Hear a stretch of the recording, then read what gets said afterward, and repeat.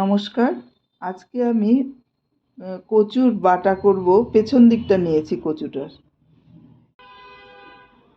আমি এই ছালটা ছাড়িয়ে ছোট ছোট করে কেটে মিক্সিতে দিয়ে পেস্ট করে নিচ্ছি। আমি এইভাবে টুকরো করে কেটে নিয়েছি। এবার আমি মিক্সিতে ঘুরিয়ে নেব। কচুটা বাটা হয়ে গেছে। এবার আমি প্যানে সর্ষের তেল দিচ্ছি, 2 চামচ দেব।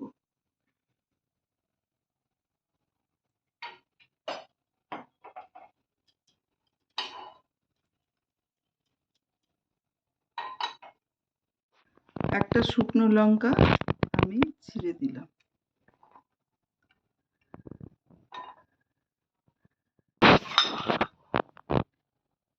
এবার কালো জিরে 1/2 চামচ দিয়ে দিলাম, আর দিচ্ছি একটা তেজপাতা।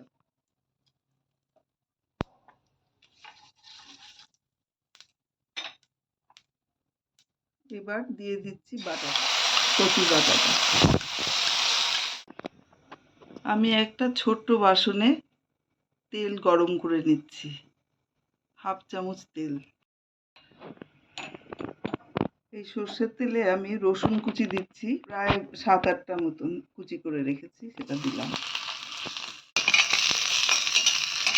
7-8টা কোয়া কুচি করে রেখেছিলাম, সেটা দিলাম। একটু ভাজা ভাজা হবে। এবার এর মধ্যে ওই রসুন বাটাটা দিয়ে রসুন কুচি ভাজাটা দিয়ে দিচ্ছি।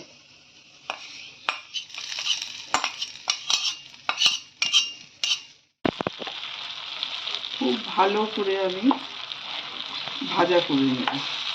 সমস্ত জল শুকিয়ে যাবে, যখন ছেড়ে আসবে প্যানের থেকে তখন আস্তে করে দেবো আঁচটা, তখন একটু ভাজা ভাজা করে দেবো। 2টো কাঁচা লঙ্কা চিড়ে রেখেছি, সেটা দিয়ে দিলাম।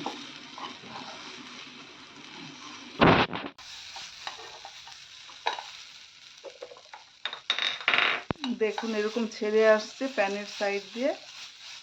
এবার আমি একটু চিনি দেব, 1 চামচ দিচ্ছি।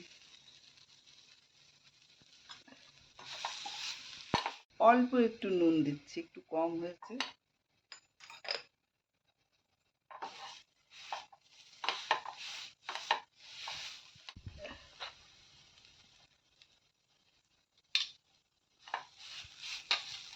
আমার রান্নাটা হয়ে গেছে, গ্যাসটা অফ করে দিলাম। রান্না হয়ে গেল কচু বাটা।